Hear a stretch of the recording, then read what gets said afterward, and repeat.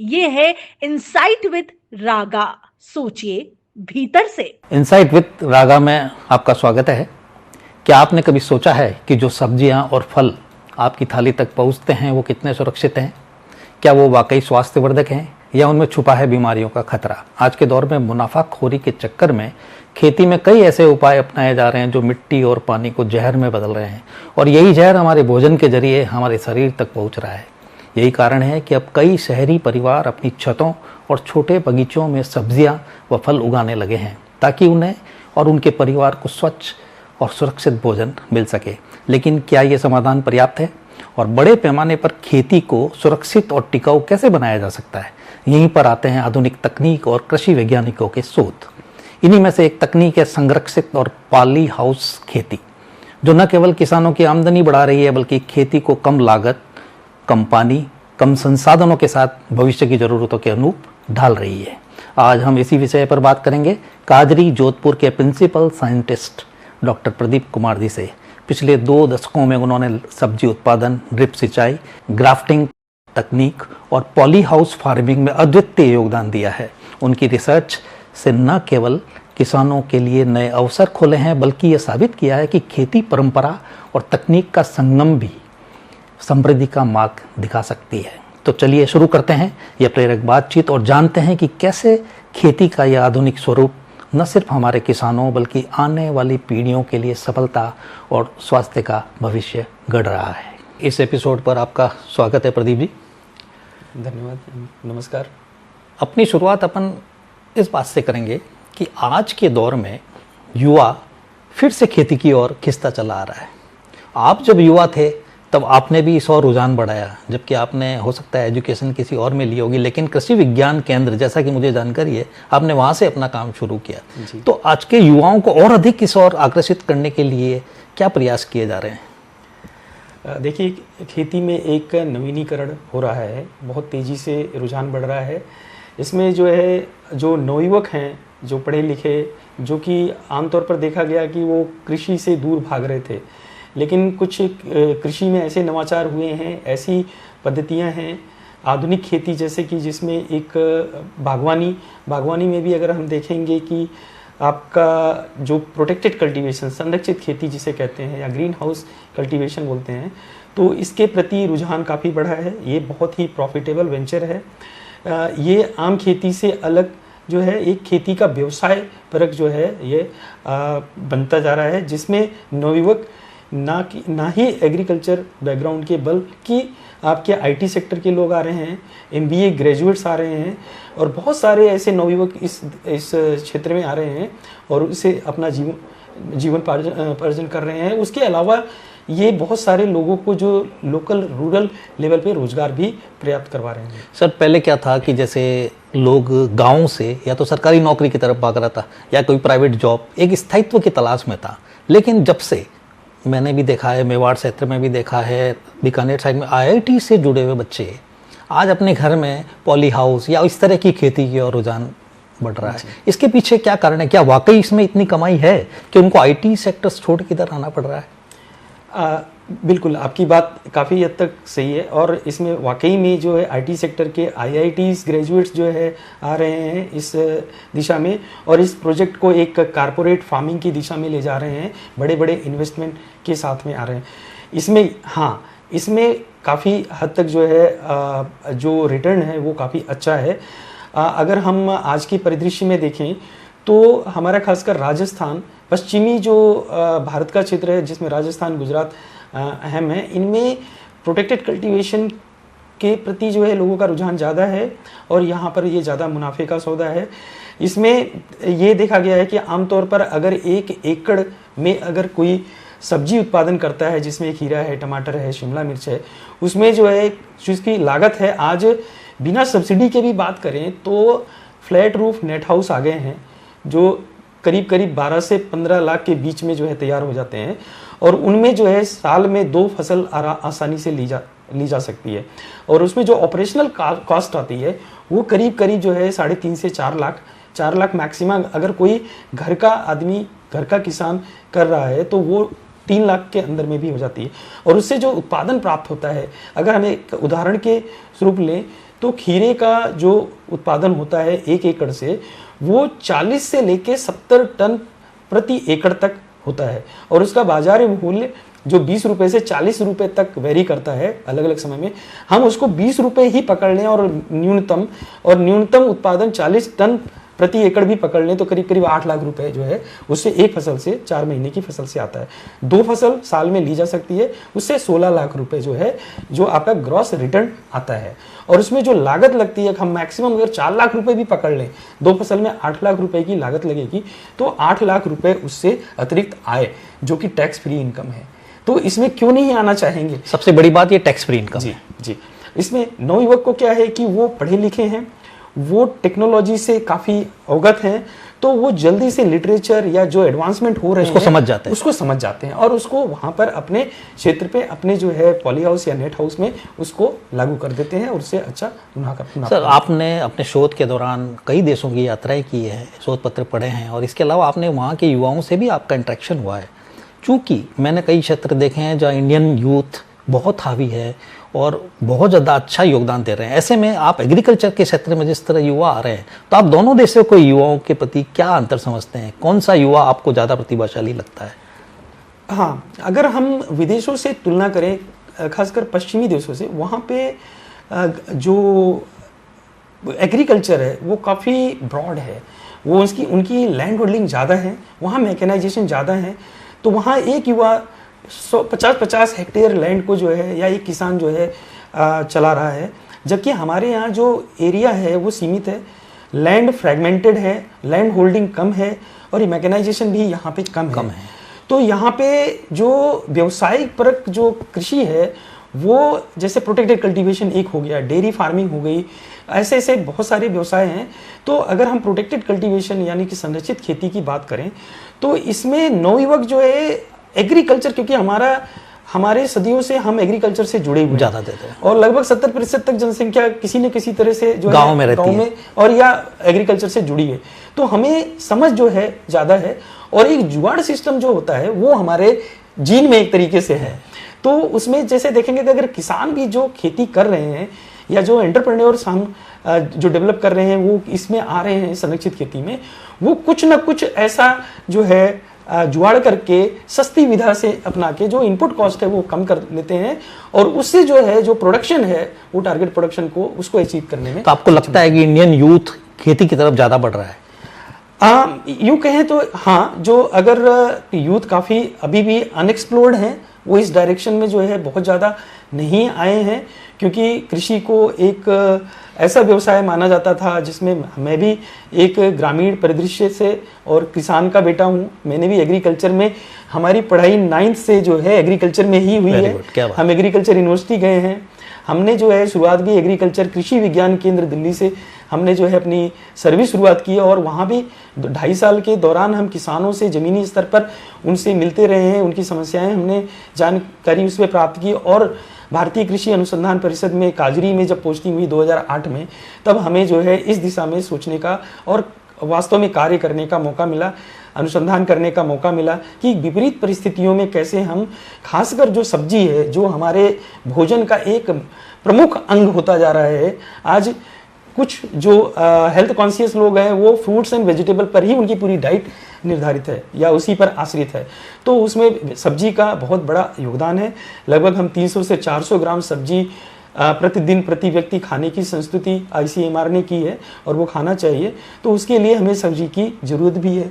तो उसे खासकर पश्चिमी राजस्थान में जहाँ जलवायु बड़ी इसके लिए अनुकूल नहीं है और ज़मीन भी जो है हमारी बहुत ज़्यादा पोषक तत्व नहीं है, तो ऐसे में और पानी भी बहुत कम है, तो कम पानी में और विपरीत परिस्थितियों में खुले खेत में सब्जी उत्पादन काफ़ी मुश्किल भरा है। तो इसलिए यहाँ पे जो प्रोटेक्टेड कल्टीवेशन संरक्षित खेती है उसका जो है आयाम काफ़ी तेज़ी से बढ़ रहा है और ये काफ़ी लाभकारी व्यवसाय के रूप में उभर रहा है। आपको लगता है कि मतलब जो बच्चे अपने परिवार से दूर होकर कमाई के लिए दूसरे शहरों में या अन्य देशों में जाते हैं, वे अपने घरों में रहकर, अपने परिवार के पास रहकर, खेतों में रहकर उससे ज़्यादा धन उपार्जन कर सकते हैं?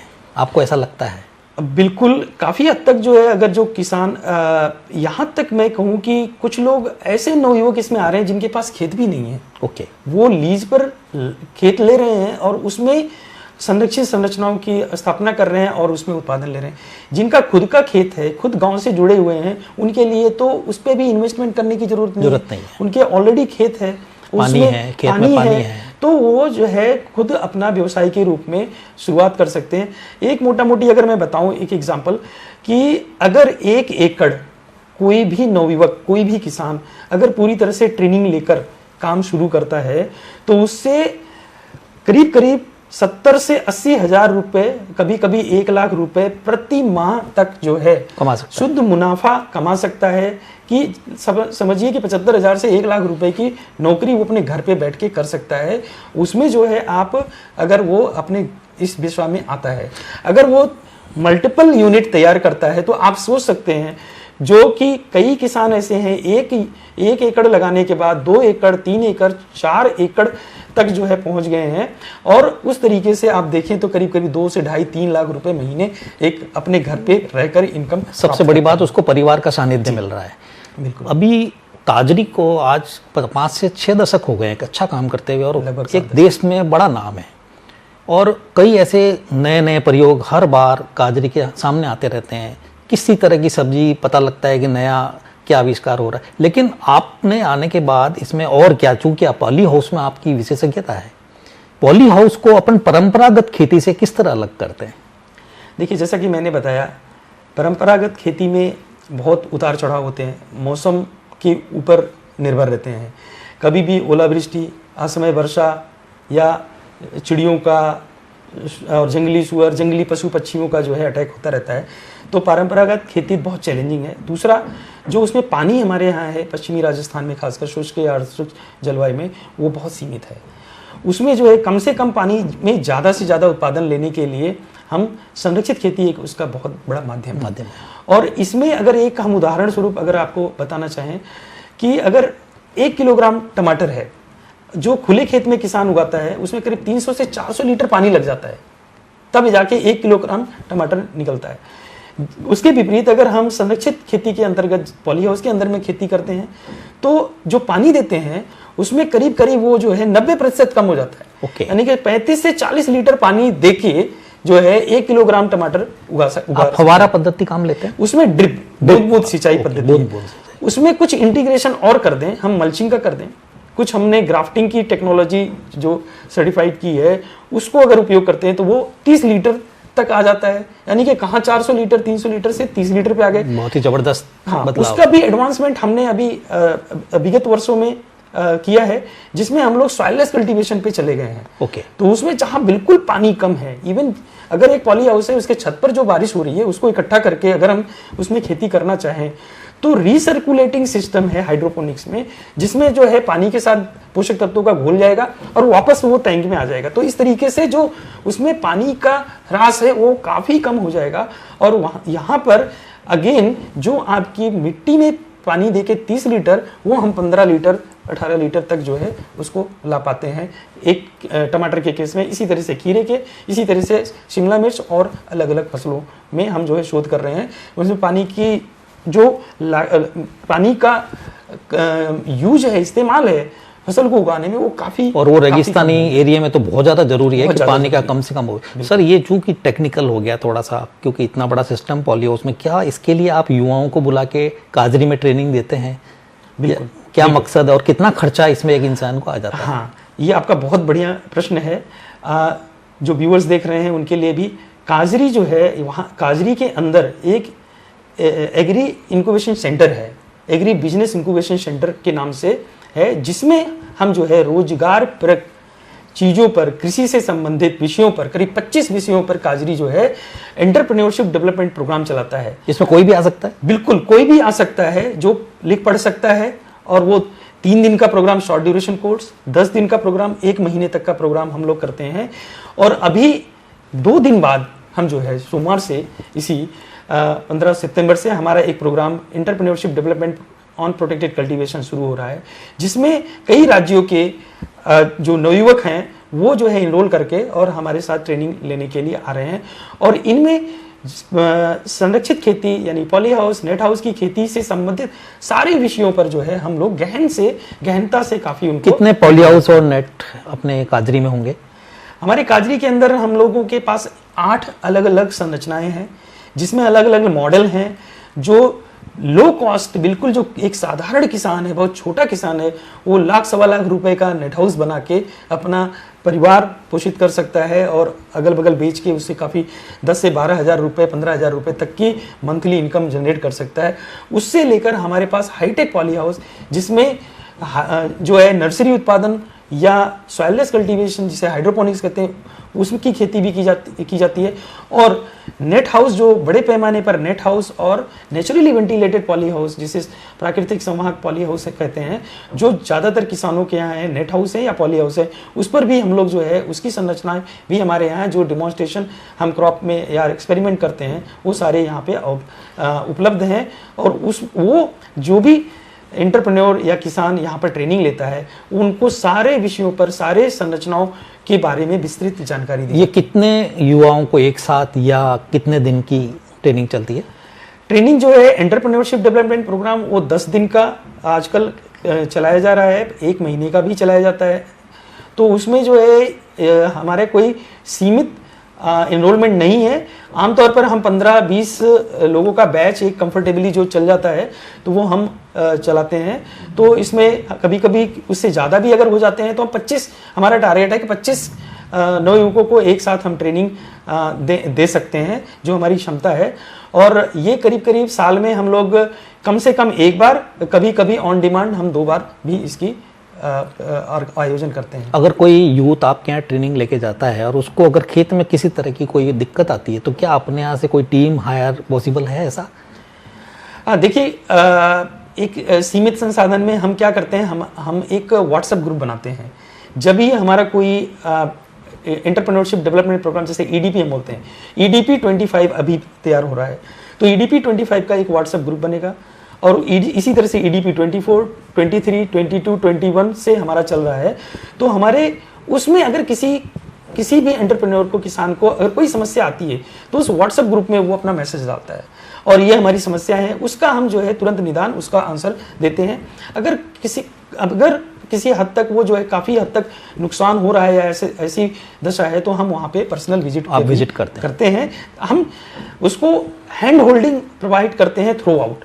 हमारा मकसद है किसी को पैर पर खड़ा करना और उसको सपोर्ट करना, ये काजरी का मकसद है। और संरक्षित खेती के अंतर्गत ये मेरा भी उत्तरदायित्व है। हम उन किसानों को, उन जो नवयुवक हैं, जो भी इसमें आता है, उनको हम किसी तरीके से डाउन नहीं होने देना चाहते हैं और वो उत्तरोत्तर वृद्धि करें, उसके लिए हमारा पूरा सहयोग रहता है। पॉली हाउस तो बहुत इंपॉर्टेंट बताया आपने, लेकिन एक ग्राफ्टिंग तकनीक है, ये क्या चीज़ है सर? जी, ग्राफ्टिंग जिसे कलम कहते हैं कलम आमतौर पर, और ये सदियों से हमारे करते आ रहे हैं। फूलों की हम कलम निकालते हैं। जी। और इवन अगर देखें आप आपके फल वृक्ष में आज कोई भी बेर का और उसके बाद आम का और सेब का, नाशपाती का, मतलब आप नाम ले, जो फलदार सिट्रस में भी कलम बन सकती है, कलम से ही होते हैं। अच्छा, जो बहुत सारे फल हैं। लेकिन सब्जियों में ये एक नवाचार है। सब्जियों में जो है ये करीब 1.5 दशक पहले हमारे भारतवर्ष में, और अगर कहें तो पूरा 3 दशक हो रहा है कि पूरे विश्व में इस पे गहन शोध और इसका उपयोग लाया गया। सबसे पहले जापान और कोरिया ने इसका उपयोग किया, फिर उसके बाद जो है यूरोप में गया, तो यूरोपियन कंट्रीज में जहाँ पे एक ही क्षेत्र में लगातार खेती करते हैं, तो उसमें जो है जड़ से संबंधित, जमीन में मृदा जनित जो रोग हैं उनकी समस्याएं आ जाती हैं। और उसमें जो है बार बार अगर आपने, जैसे हमारे यहाँ खारा पानी है, इसको देंगे तो उसमें जो मिट्टी है उसकी भी भौतिक और रासायनिक दशा में जो है एक बहुत चेंज आएगा, जिसकी वजह से जो उत्पादन होगा वो काफ़ी इफेक्ट होगा। तो ग्राफ्टिंग कलम का जो है उपयोग सब्जियों में भी कर रहे हैं। इसमें हमने खीरे, टमाटर, शिमला मिर्च और तरबूज, इन सब में हमने ग्राफ्टिंग की टेक्निक डेवलप की है काजरी ने। और इसकी वजह से जो उसमें मूल वृंत है, यानी कि जो इसमें क्या होता है कि एक जो आपकी पसंदीदा किसान की या जिसकी डिमांड अच्छी है, वो किस्म का जो है हम जो है पौधा लेते हैं और उसको हमें उगाना है, परंतु उसका जो जड़ है वो एक पर्टिकुलर कंडीशन में जिसमें हम उगा रहे हैं उसमें जो है वो अच्छे से उत्पादन देने में सक्षम नहीं है। तो उसमें करते क्या है कि जो दूसरा पौधा है कोई और स्पीसीज का या उससे मिलती जुलती, तो उस पौधे को जिसमें जो है वो क्षमता है कि उस परिस्थिति में, उस विपरीत परिस्थिति में वो परफॉर्म कर सके। जैसे उदाहरण के तौर पर खीरे का पौधा है, खीरे की पौधे पर हम जो है पौधों को हम जो है लौकी या आपके कद्दू, आजकल जो है इंटर स्पेसिफिक कद्दू के रूट स्टॉक अवेलेबल है, जिनको रूट स्टॉक बोलते हैं, मूल वृंत बनते हैं, उनका उपयोग हम बीज का पौध उगा के हम जड़ के लिए ही करते हैं। तो जड़ जो है भाग वो होगा कद्दू का, और जो है आपका खीरे का जो होगा वो तना भाग होगा। दोनों को जोड़ते हैं बहुत ही शुरुआती अवस्था में और एक उसको हीलिंग हार्डनिंग फैसिलिटी में क्रिएट करते हैं। तो और वो पौधा जो है बाहर फिर कहीं लगाने के लिए काम में आता है। फिर उसके अंदर दोनों गुण होंगे, एक तो अच्छी गुणवत्ता वाली वो फल देने का, और दूसरा जो है कठोर कंडीशन में उसकी जो जड़ है वो मजबूती से खड़ी रहे और उसमें बीमारियां और जैसे क्षारीयता लवणीयता का असर कम होता है। आपने खीरा, ककड़ी, कद्दू, टमाटर खास तौर से इसका बताया, क्या अन्य और सब्जियां भी इस तरह उगाई जा सकती है घर में? इसमें दो कुल की सब्जियां खासकर अगर देखें तो एक सोलेनेसी कुल, जिसमें टमाटर, बैंगन, शिमला मिर्च का कुल है, उसे सोलेनेसी ग्रुप कहते हैं।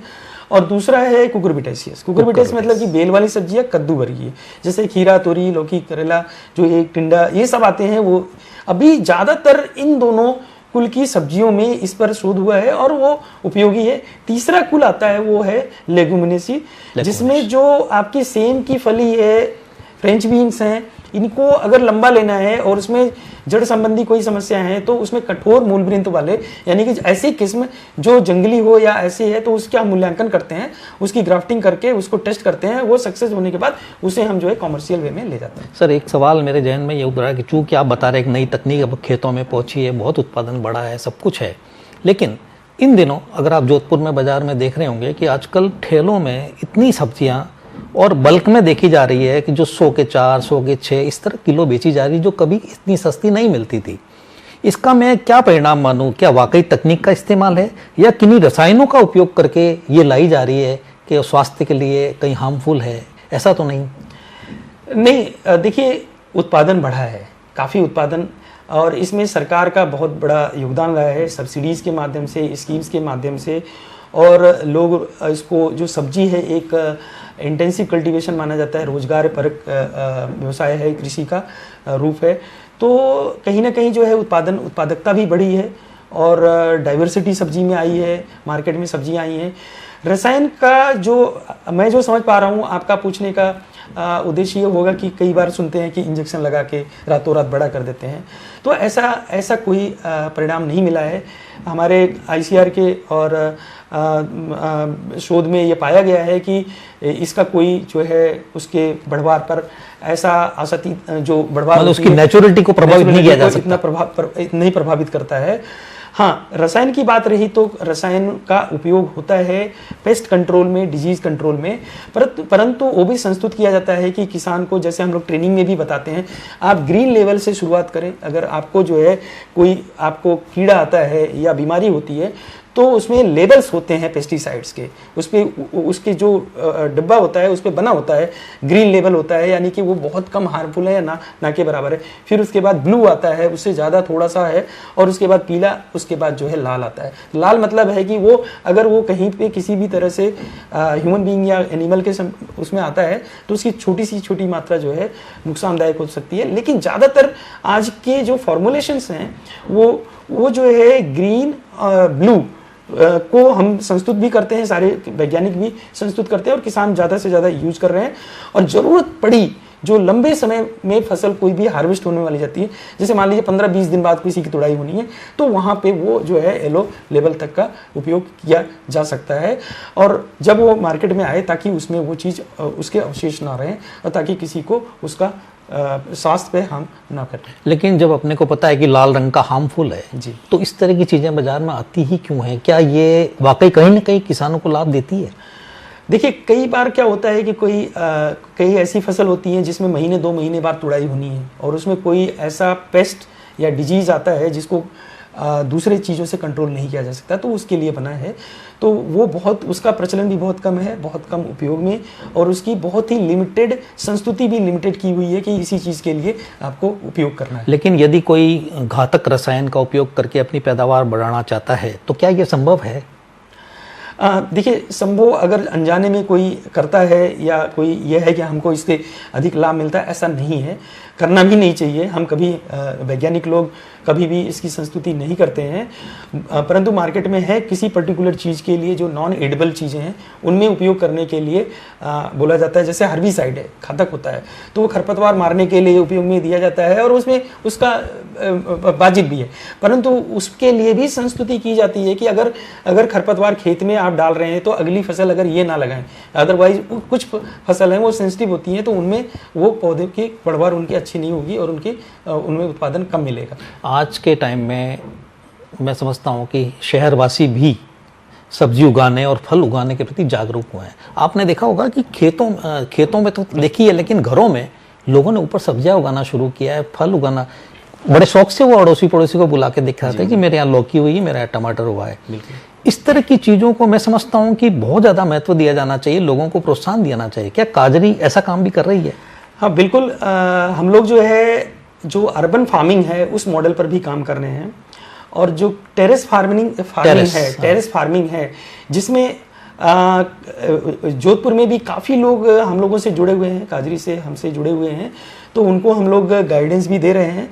और आने वाले टाइम में मेरा ये मानना है ये और तेज़ी से उभर रहा है, और इसमें ये भ्रांतियाँ रही हैं कि हमें मिट्टी ही चाहिए उपयोग के लिए, तो ऐसा नहीं है।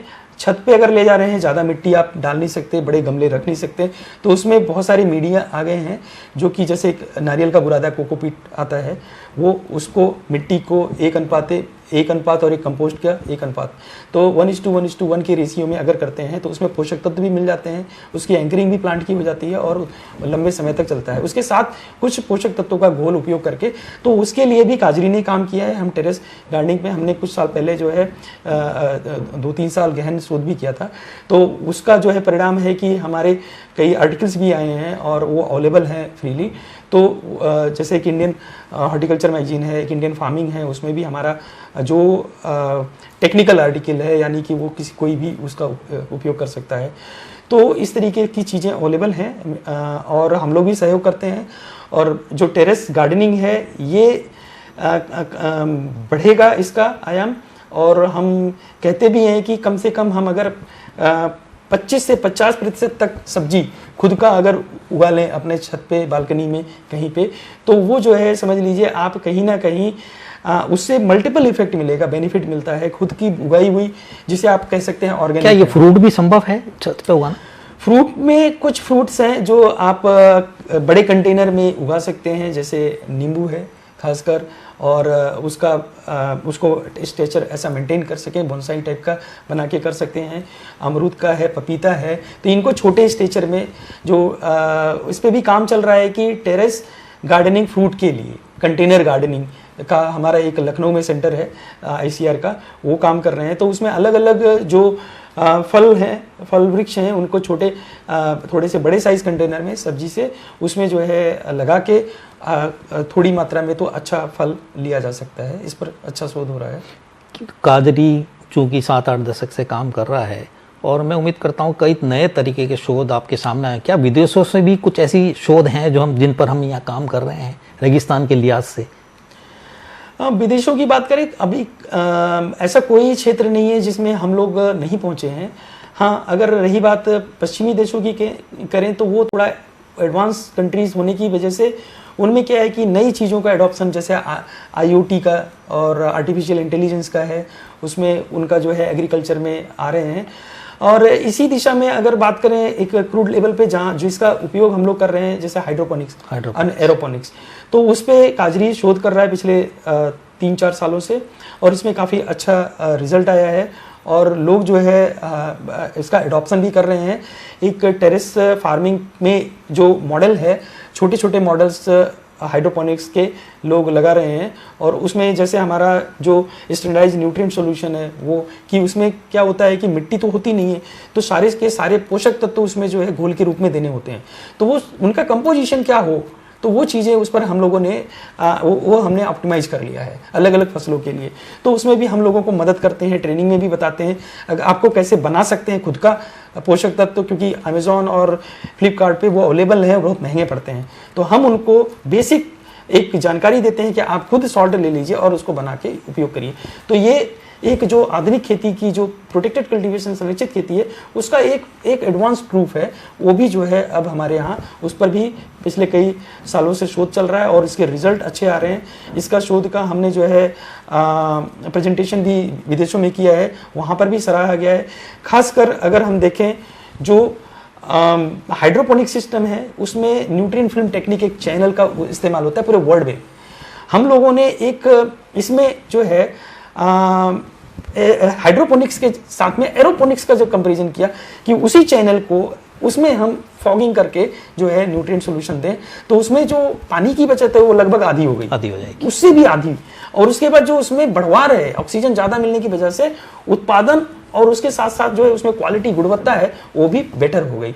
तो ये एक और एडवांसमेंट हमने ऐड किया लास्ट ईयर। हमने उसको विदेश में उस शोध को जो है जब वहाँ पे बांचा तो वहाँ पे बहुत अप्रिसिएशन मिला, क्योंकि ज़्यादातर पूरे कॉमर्शियल लेवल पे हर जगह जो है न्यूट्रिएंट फिल्म टेक्निक या चैनल का ही इस्तेमाल हो रहा है। तो ये एक नया हम लोगों ने किया है। सर, आपने जैसा आपका अनुभव बता रहा है कि आपने शोधों को जिया है, तो मैं इसी हिसाब से आपसे पूछना चाहता हूं कि जैसे कुछ लोगों तक तो हमारी पहुंच है और कुछ लोग हमारे यहाँ आ रहे हैं, क्या हम शहरी युवाओं तक पहुंच बनाने के लिए, टेरेस गार्डन के लिए, क्या हम शहर में भी लोगों तक पहुंच पाते हैं या केवल काजरी आने पर ही उन्हें ये सुविधा मिलेगी? पहुंचने की रही बात तो हम अलग अलग माध्यम से, हमारे साथ में बहुत सारे जो सेल्फ हेल्प ग्रुप हैं, पीओज हैं, जैसे फील्ड में ही हैं। शहर में भी बहुत सारे लोग जागरूक हैं, वो काजरी विजिट करते हैं, तो उनके माध्यम से हम आगे लोगों से जुड़े हुए हैं। कुछ कार्यशालाएं भी ऐसी पॉसिबल है? ऐसा पॉसिबल है। हम लोग ट्रेनिंग भी देते हैं और डेमो भी कराते हैं, विजिट भी कराते हैं, जिसमें हम उनको जानकारियां देते हैं और काफ़ी लोग जुड़े हैं। ये कॉस्ट फ्री ऑफ कॉस्ट है या जो व्यावसायिक, जैसे हमने बोला एग्री बिजनेस इंक्यूबेशन सेंटर है, वो हमारा वो व्यवसायीकरण के डायरेक्शन में ट्रेनिंग देता है, तो उसमें बहुत नॉमिनल सा चार्ज है 5,000 रुपये और प्लस जो है आपका जीएसटी है वो उसके साथ में एक 2,000 रुपये प्लस जीएसटी 3 दिन का प्रोग्राम है और दूसरा 10 दिन का प्रोग्राम है। तो वो चार्ज बहुत नॉमिनल है। अगर हम लोग बात करें कि जो ज्ञान वहाँ पे दिया जाता है, जो हमसे लाइफ लॉन्ग वो जुड़ते हैं, उसका जो उन्हें फायदा मिलता है, तो एक नॉमिनल चार्ज है। और टेरेस गार्डन के लिए आपके कोई चार्जेस नहीं है? इसमें जो है अभी हम लोग 1-to-1 या एक ग्रुप आता है तो उनमें एक्सपोज करते हैं, उनको हम बताते हैं, परंतु अगर पूरी सिस्टम की जानकारी लेनी है तो उसके लिए ऑन डिमांड हम पूरा एक मॉड्यूल तैयार करके पूरी प्लानिंग करके मॉड्यूल तैयार करके ट्रेनिंग दे सकते हैं। सर, आपने बहुत काम किया है, तो इतने शोध, इतनी चीज़ों से जुड़े रहने के बाद आप आगामी 5 सालों में काजरी में ऐसी क्या चीज़ नई देखते हैं जो आने वाली है, जो लोगों के लिए रोचक होगी? देखिए, काजरी तो बहुत बड़ा है। मैं अपने क्षेत्र की बात करूं, जैसे अगर सब्जी के अनुसंधान के क्षेत्र में, क्योंकि काजरी में लगभग 30 अलग अलग विषयों पर शोध चल रहा है, उसके वैज्ञानिक काम कर रहे हैं, तो खासकर जो सब्जी या प्रोटेक्टेड कल्टीवेशन की बात करें तो इनमें आने वाले टाइम में जो है हम ये देख पा रहे हैं कि सोलर इंटीग्रेटेड जो है, जो पॉलीथीन की कवरिंग होती है, तो वो हम काफ़ी हद तक जो है उस पे जाएं कि जो फोटोवोल्टाइक सेल्स हैं उससे इंटीग्रेटेड जो है पॉली हाउस बने, कि उसी से एनर्जी आए। उस पे हम लोग देख रहे हैं कि एक अफोर्डेबल प्लास्टिक्स ऐसी सेमी परमेबल सेमी ट्रांसमिसिबल आ जाए पॉलीथीन, तो उसको यूज़ करके, तो विदेशों में कहीं कहीं है परंतु अभी बहुत महंगी है, तो उसको इंटीग्रेट करना चाहेंगे। और जो एक ऑटोमाइज सिस्टम जिसमें जो है काफ़ी आपका जो न्यूट्रिशन है और वाटर है वो सेंसर बेस्ड आपका इस पे काम चल रहा है, काफ़ी हमें काजरी में भी काम चल रहा है। तो ऑटोमेटेड जो है, जो ऑटोमाइज्ड सिस्टम है फार्मिंग का, वो आएगा आने वाले टाइम में। और उसके अलावा जो है, जो जैसे सॉइललेस कल्टीवेशन की बात करते हैं, उसमें एक टारगेट यील्ड आप जो है पूरा न्यूट्रिएंट बैलेंस फॉर्म में देके आप ले पाते हैं, उसमें भी जो है और आगे एडवांस हम रिसर्च कर रहे हैं, और वो ताकि जो है बहुत कम से कम सीमित क्षेत्र में पानी में कोई भी आसानी से फसल उगा सकता है, उस पर भी हम अच्छा शोध कर रहे हैं। आपके अनुभव को देखते हुए बात को मैं विराम दूँ, ये इच्छा तो नहीं हो रही, फिर भी मैं समझता हूँ कि आपके शोध से और इतनी जानकारी से हमारे युवाओं को कई नई जानकारियाँ मिली होगी। दूसरी बात, मुझे लगता है कि आपकी बात सुनकर कई ग्रामीण और शहरी युवा जो भाग रहे हैं बाहर जॉब के लिए परिवार छोड़कर, वो अपने खेतों की ओर रुकेंगे और एक नया काम करेंगे। इनसाइट विद रागा में पधारने पर आपका बहुत बहुत धन्यवाद। बहुत बहुत धन्यवाद आपको भी।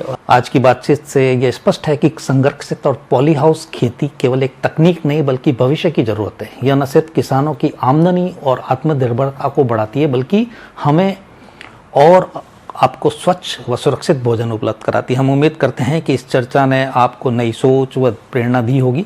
मैं राकेश गांधी आप सभी श्रोताओं का हृदय से धन्यवाद करता हूं। इस एपिसोड को लाइक और शेयर करना ना भूलें और अपने विचार कमेंट में ज़रूर साझा करें।